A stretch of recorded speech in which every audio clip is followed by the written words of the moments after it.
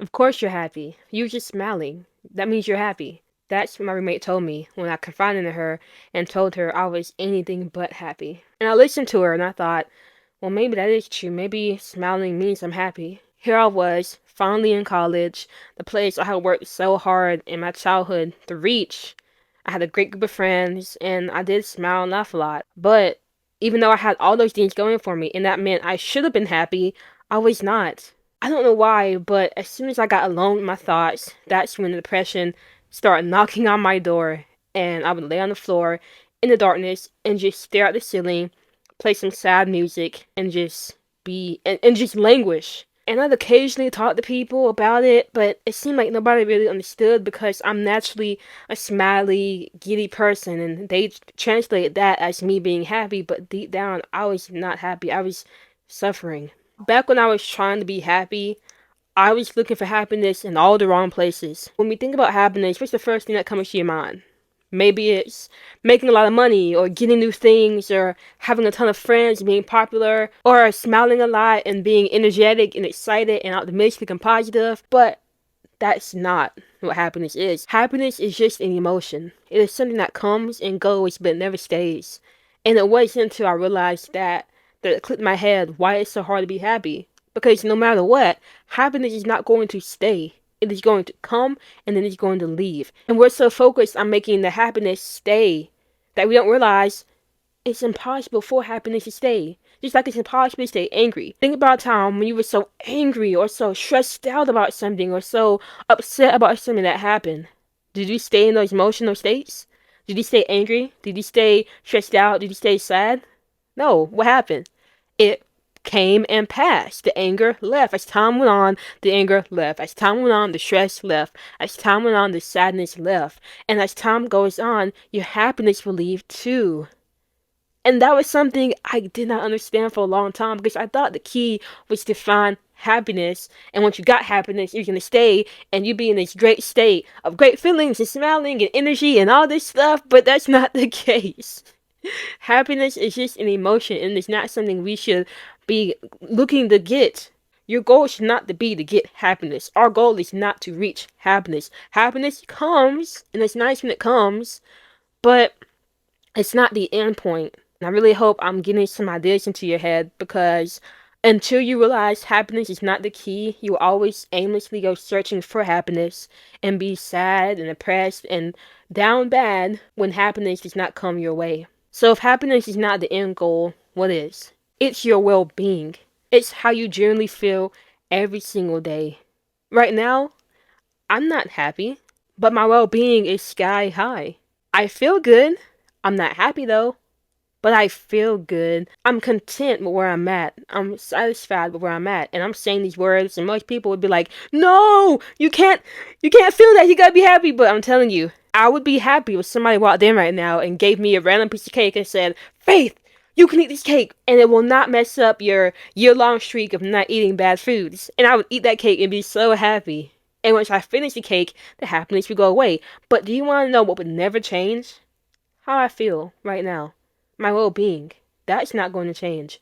My well-being, the peace I feel, the serenity, the calm. And I know this doesn't sound really big and it's kind of underwhelming, but when you can get to a point where you're just okay being you and being in your skin and being here in this present moment, that is when you know you've reached a level that's deeper than happiness. Your well-being runs way deeper than happiness, and I think that's the biggest goal we should strive for. And the thing is, good well-being is not hard to obtain because there's a formula for improving your well-being.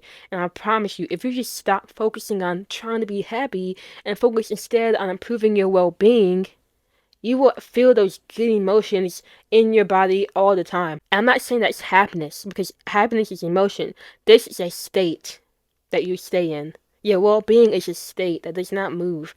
Happiness is a fleeting emotion that comes and goes. Your well-being is a state. So if you agree with me that happiness isn't really the best thing to go for because it comes and goes, and instead shifting your focus on your well-being is more beneficial, the next question is, how do you improve your well-being? There's this concept called PERMA, and I heard about it from this book I was reading called Flourish by Martin Seligman. And he's basically the father of positive psychology, and positive psychology In short, it's basically the study of happiness. But of course, Martin Seligman was not talking about happiness. He changed the term to well-being because happiness is emotional wave, well-being is a state. Once I started using that concept in my life, I realized my well-being started to skyrocket, and I want to bring this concept to your mind, and then you can do some more research on it because obviously I'm not going to be able to cover everything in this video. It's going to be relatively short. So I'm going to give you the foundation for improving your well-being, and it's up to you to do the research to get more information on it. All right, so P, positive emotions. Now, when we think of happiness, we usually think smiling and I'm so happy to be alive type beat, right?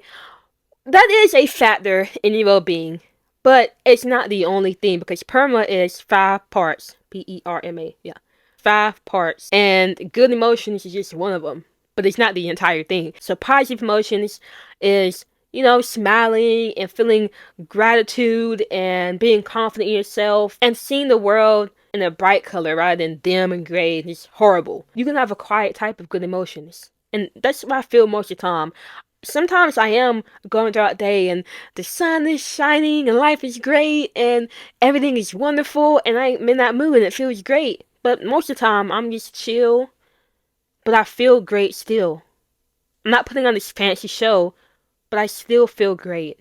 And that's because I use these tactics like expressing gratitude, looking at the small things in life and appreciating it, taking it slow, speaking to myself in good terms, like in good language. I'm not saying, "Oh, you suck, Faith." I'm saying, "You're doing great things, Faith." I talk to myself and like I would talk to my best friend, and that all builds into me having good emotions. Even though it's not big or extra, it's still there, and I feel great because of it. Now, the next letter is E, which is engagement. Engagement is when you are basically in flow. If you ever heard of the flow concept, when you're doing something and you're not there anymore, you don't feel any emotions, you're just completely into the thing you're doing. Most people, they're engaged with their phones. They're just completely in that, scrolling. They're not thinking about anything. They're not showing any emotions. They're just scrolling and staring at the phone. They are engaged, locked in with their phone. Now, the only problem is when they get out of the phone, they have nothing to show for themselves. They just get off and then they feel kind of drained and bland. It doesn't really do anything to improve their well-being. We want to be engaged in things that when we finish, we feel a sense of achievement from. Imagine you went inside of your room or your office and you pulled up a project you've been wanting to work on, and instead of watching TV or being on your phone and playing a game, you decide to focus on that project and get it done. You're going to be engaged in that thing eventually. You're going to get in the flow where you're not thinking about yourself and you're not thinking about your problems or you're not feeling any emotions really. You're just doing the project and making progress on it. And now when you finish and you pull out and you disengage, well, instead of having nothing to show for yourself, you have all this progress you did, which makes you feel achievement. And that's one thing I really loved about making all these workbooks I've made. I've made a ton of workbooks. I loved it because when I was making the workbooks, I was engaged in that. I wasn't really thinking about anything. I was just doing that. But when I got out and I looked at the progress I made, I would see pages full of my ideas and concepts that can help other people in their life. And that made me feel great because I was creating something that I wanted to do, and that made me feel achievement. The feeling engagement is another piece of the puzzle of increasing your well-being. Being engaged in things that are meaningful and makes you feel a sense of achievement. If you want to be engaged in doing a sport or learning an instrument or anything that leaves you with a sense of achievement, then that's good. Do it. The more you're engaged with life, the more your well-being will increase. Now, next one is relationships. Positive relationships. We are basically dogs in human forms. We love people. We want to be around people. Being with people makes us feel good, especially if the relationship is good. And once I realized that, when I first learned about this concept, I decided, okay, well, I want all my relationships to be good. And at the time, I have another brother, and we didn't have the best relationship. And he was the first person that came to my mind while I was thinking, okay, I gotta get our relationship good because I want my well-being to be well, and having a positive relationship with the people you're around matters. So I'm gonna work on us. And I did. It was nice because we got closer and we bonded, and I truly love my older brother. And I'm always excited when he comes home. I worked on that relationship and it has blossomed into something that makes me feel great whenever he's around. I always feel these good emotions when he's around. And when it comes to anybody else, I always feel good emotions because I make sure that every relationship I invest in is a positive one that serves me in my growth and I serve them in their growth. And I feel like a lot of us have those friends that drain us and they always talk about themselves and gossip and negativity. And if that's where you're at, I highly suggest cutting those people off and focusing only on the people that make you feel good. Because I'm telling you, the relationships you have a big impact on your well-being. Now, the next letter is M, which is meaning. What drives you to get out of bed every morning? What gives you a sense of purpose? I get my meaning from growth and helping other people get what they want in life. My meaning is really of servicing other people. And that wakes me up at 4 a.m. every single day because I know I'm here for a reason to help other people, and I get so much meaning from that. Before I learned about perma, I didn't have any meaning in life. I was just doing what everybody else told me to do. I went to college and I was going to get a degree and I was going to get a job and continue doing what everybody else wanted me to do. But I had no meaning behind my actions. It was not until I started thinking about those hard questions and staying with them long enough to find the answer that I realized I don't want to do any of that. I realized my meaning, my purpose in life is to help other people reach what they want. I want to help people reach the life they want. I want to see people transform into their best selves. And that fills me with so much energy and makes my heart feel so full to know that every single day I'm doing something that's meaningful to me, which is trying to help other people, making videos to help other people, making workbooks and doing and learning so I can help other people. That makes every single day worth it. Because I know my life isn't in vain. There's meaning behind everything I do. And then the last letter is achievement, which we kind of covered. Achievement is feeling proud of yourself because you did something, because you made progress in something. And I really believe we should be feeling achievement every single day. You can feel achievement in cooking a meal, or going for a run, or reading a book, or making something, or pushing yourself out of your comfort zone. It doesn't matter how you feel it. All that matters is that you feel it, because nothing feels better than feeling proud of yourself. And achievement is just a form of feeling proud of yourself. When I make videos like this and I look back over it after I edited it, I feel so proud because I'm like, wow, I really did that. I made a video that made sense. And I feel proud every single day because I'm doing something that helps me feel proud. I'm not just watching TV all day and complaining about life and not doing anything but wasting my time. No, I'm doing things that are hard, that require my focus, and that'd be so easy not to do. But when I finish that, I look back over and I feel nothing but achievement because I created something. I put my energy into something, and now I'm seeing all the fruits of my labor right back at me. And that feels good.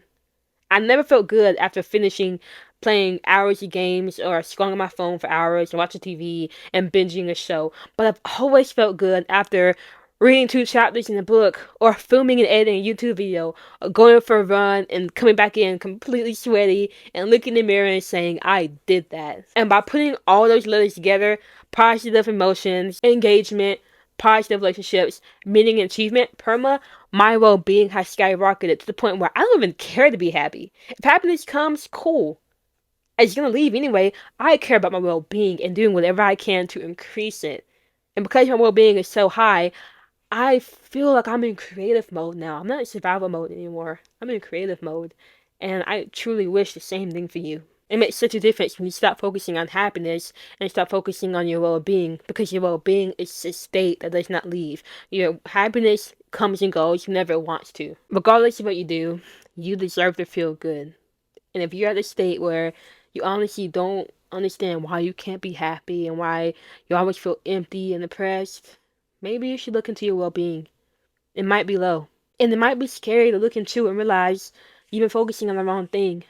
But I'm telling you, once you look into that, you are now empowered to change things around. And you'll be surprised at how much your well-being can improve once you start actively working on it. Feeling good in your skin and feeling good where you are and content and satisfied is not something you get passively. It is something you actively get every single day. And it's something you can get started doing right now. You can focus on having more positive emotions. You can focus on engaging more in life. You can focus on improving your relationships. You can focus on finding meaning in your life. Or you can focus on feeling achievement today. And whatever you decide to focus on, you will notice a difference. I promise you. Alright, that's all I have for you today. So remember, take action, stay consistent, make your goals happen, and I will see you later.